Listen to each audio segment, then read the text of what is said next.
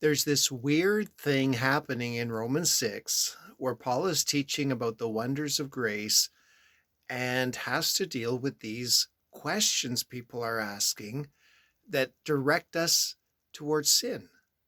The first question was, if grace abounds wherever sin abounds, then should we sin more to get more grace? Now the question is, are we to sin because we are not under law but under grace?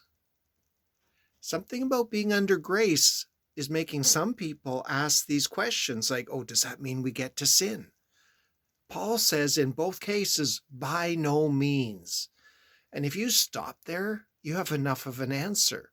By no means do you ever turn to sin when you are a believer in Jesus Christ, because you're a new creature.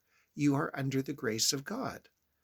What Paul has just said was, for sin will have no dominion over you, since you are not under law but under grace.